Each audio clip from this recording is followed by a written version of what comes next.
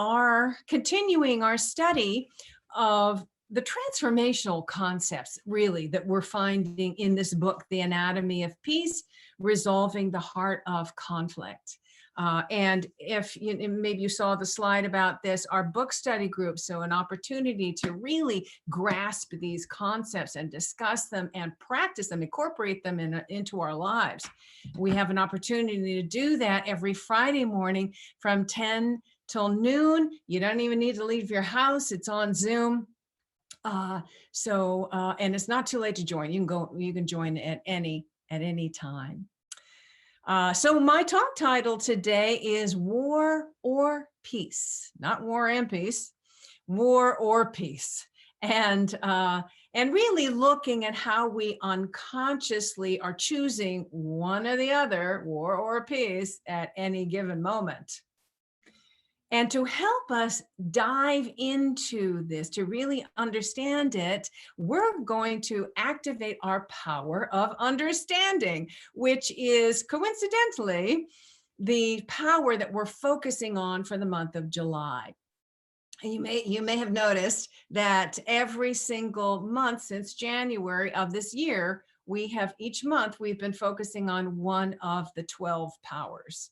And this month happens to be the power of understanding, which is great. It's perfect because that helps us gain insight into how we contribute to our experience of peace in our hearts and in our lives, and how we contribute to the experience of not so much peace in our hearts and in our lives. And if you're not yet familiar with the 12 powers in Unity, Charles Fillmore was the one who kind of identified these 12 power centers, energetic centers within us, or they're really more access points to specific qualities of our spiritual power, not unlike chakras.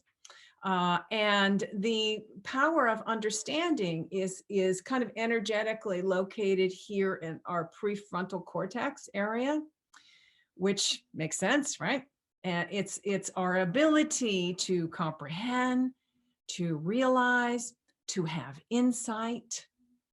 It helps support our listening to our lives and seeing the connection between our thinking and our experience, which comes in handy when we want to identify those mindsets that can create more happiness, more peace in our life, and those mindsets that might have us trapped into that repeated pattern that might lead to unhappiness.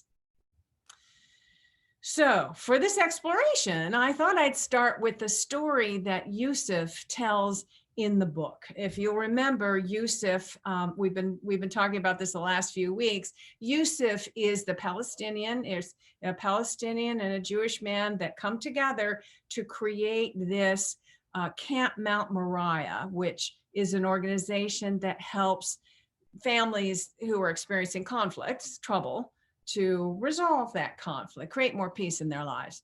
So Yusuf relates this story of when he was a little boy, growing up in a village close to Jerusalem. And when he was little, war broke out and his village was under attack, under sudden attack. And his father comes and he gathers all the children together, and Yusuf's mother, and sort of hides them away in a safe place in the house, and like, be quiet, tells them to don't move, whatever you do, don't leave the house.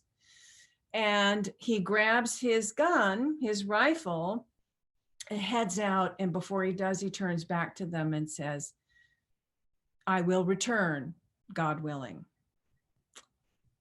But unfortunately, that's the last that Yusuf saw of his father. He was killed by Israeli forces. It was tragic, In fact, the whole village was just decimated. Now, Yusuf readily admits that there has been tragedy perpetrated by both sides of this ongoing conflict for decades. So then, then they moved, the family a few years later moves to Bethlehem, which was then and is now a huge tourist destination for Christians, as you might imagine. And but then times were really tough, and he had to go to work when he was at 8 years old. He went to work, and this shop hired him to be kind of a street hustler, to go into the street and talk to tourists and get them to feel sorry for him, and then lead them back to the shop, right? So he said that there were both Palestinians and Jews who were, kind of working the streets, competing for the same tourist dollars, right? And one man in particular, an older Jewish man by the name of Mordecai, was walking the same streets as Yusuf. Now, Mordecai was blind. But even though he was blind, he was aware of Yusuf's presence. He could hear his voice, not that they spoke. They didn't even, hadn't even addressed each other. They weren't enemies, but they weren't friends either. So one day, Mordecai stumbles and falls to the street, and his money bag bursts open and coins are just flying all over the place, all over the street. And Yusuf, his first instinct is to help the guy, to help him gather his coins and help him, up to his feet. And then the very next moment, he realizes he has a choice. He can choose to take action on that instinct, that really heart desire to help the guy, or not. So what do you think he chose? Do you think he did the right thing? Do you think he, helped this other human being who was in trouble? Or do you think that maybe his, this embedded hatred that he had of the Jewish people from the time, he believed that they took his father and destroyed his village, did he allow that to obscure his humanity? What do you think? A is he did the right thing. B is he allowed that past pain to obscure his humanity. Put your answer in the chat, whether you think it's A or B. Somebody will tell me later. So the answer is, now some of you may have already read this story in the book, so your vote doesn't count. But the answer is that even though he knew it was the right thing to do to help this man in trouble, he instead chose to turn and quickly walk away. Yeah, But here's the important thing. What do you suppose he said to himself as he was walking away? What arguments did he have to, justification in order to convince himself that he was okay, that what he did was just fine? What do you think he'd have to say to himself, to justify it? What justifications? And if you have a guess, again, go ahead and put it in the chat. He could have said many things to himself. One of the things he could have said was, that it was Mordecai's people that took his father's life and robbed him of his peace, robbed him of his happiness, robbed him of his security. And so it was really them. They are to blame, right? They're the ones that turned me into a bitter person or a bad person. So they're to blame. It's not me. I'm really the victim. He could have been saying that, right? He could have thought that Mordecai doesn't belong there, right? The Jewish people and the Palestinians have been fighting over the same piece of land. They both really believe that it's their land. So maybe he felt like, Mordecai doesn't belong there. Maybe he feels he's a Zionist threat, this older blind man. And also remember that Yusuf doesn't stand there and kind of gloat over Mordecai's misery. No, he quickly walks away so as to maybe appear that maybe he didn't witness it at all, that, maybe he just didn't see it, in order to appear. That feeds his need to be seen well. We're going to talk about that in a minute, that need to be seen well. So all of this makes Yusuf feel justified in his actions. Not that he was, but he feels that way, right? He feels that he had no choice, maybe, that he was a victim, that really Mordecai was the one to blame, that he was the victim. All of these things, he's telling himself in order to feel like this. Remember, Yusuf's first instinct was to help him, to his feet and gather the coins. That was his first, we might call it that divine instinct of compassion that we would all have. But then he chose to betray that. And in that choice gave rise to all the mental manipulations that he had to do, the justifications to make him feel, to convince himself that he was okay, to feel all right about himself. That's a heart at war. And that then gives rise to another need, the need to make the other person wrong, the need to accuse or maybe even dehumanize, right? The book tells us that when our hearts are at war, we will exaggerate the other's flaws and faults. They call it horribilizing, which is, I think, okay, that's a word, right? I would call it dehumanizing, demonizing maybe, but horribilizing, okay. And also what we do is we exaggerate the importance of whatever it is that makes us feel right. Like, oh, wow, got to go to an appointment. Sorry, didn't realize how late it was. I can't be late. Like that important, that appointment was not as important, 2 minutes ago, but suddenly it's really important. I'd love to stay and help, but got to go. So the book is suggesting that we all kind of, in small ways, we all do the same thing in our lives in small ways. This need to be seen as good, as righteous, as giving, as generous, that's such it's such a driver in human behavior, isn't it? Yeah. So, now here's the other thing, is that many people use this handy dandy tool of justification to defend their position, to defend their point of view, right?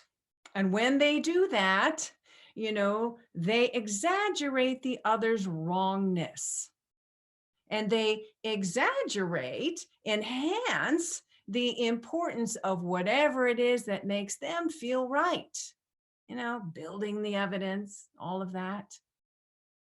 And then that justifies their refusal to listen to anyone else's view on it. We have such a need to be right, don't we? It feels good, right? It feels good to be right. Momentarily, Course in Miracles asks the question, would you rather be right or be happy? Very often our defense of being right comes at the expense of our happiness, of our peace of mind. Which is why things like living room conversations, it's such an important program.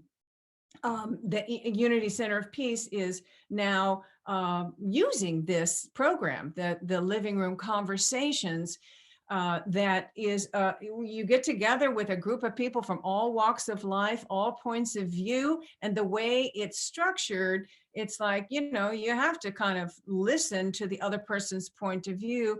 And they talk about, you know, what led them to believe that. And then you have a chance to talk about how you see it and kind of what led you to see it that way. And at the end of everybody sharing, it's like you begin to see the common humanity there, and hearts open and minds open. It's a beautiful thing. And as luck would have it, we're hosting a living room conversation this afternoon. Starts at 1:30, not too late to register. You can, hopefully Mel is maybe putting that, the link to register for living room conversation in the chat there, or you can find it on our website. And then, you know, it's free to attend. You just have to register so we know you're coming. Yeah, so it's such an important thing at this time in this country, you know, to begin to listen to each other, to really kind of back off from our defense of our positions and really just sort of, I wonder what else might be possible. That's really what it's about. So, you know, in Unity, we know that our perception of ourself determines our experience, right? And it determines how we see the world. It determines how we see others. And in this, the Anatomy of Peace agrees with this, and also shows us how it becomes self-perpetuating, kind of this loop that we can get sort of stuck in unconsciously. Now, I'm always saying here at Unity Center of Peace, I'm always saying that we are all beautiful, divine beings. We're divine beingness. We're all beautiful expressions of that one infinite divine light, right? And we are all one, and we're all in process of realizing our full divine potential. That's the absolute truth of it. And we come together to support each other in remembering that. So if that is how you perceive yourself, right, then you're going to see the world as a friendly place, as a loving and supportive place, as responsive to your needs. And you're going to see others as fellow, you know, brothers and sisters, you know, on the path to awakening, right? Divine beings, the namaste greeting, the divine in me sees and honors the divine in you. But, you know, we don't always remember that, right? And sometimes we allow painful past experiences to color our perception of ourselves. Sometimes we allow the past negative imprints from, you know, maybe our parents or teachers or church even, to color our perception of who we truly are. So the book tells us that if you perceive yourself as less than, or broken, or deficient in some way, that you will see the world, you'll see the universe as unfriendly, as hostile, even as difficult. And you might see others in general as somehow advantaged, or maybe, you know, blessed in some way that you are not. And then that leads to feelings of jealousy, of helplessness, of depression even, right? And if you see yourself as better than, as entitled somehow, then you might see the world as unfair, as unjust, as, you know, owing you somehow. And you might see, you know, in general, you might see others as ungrateful, or, you know, mistaken, or, you know, mistreating you in some way. And then that can lead to feelings of disdain, of impatience, or just feeling indifferent.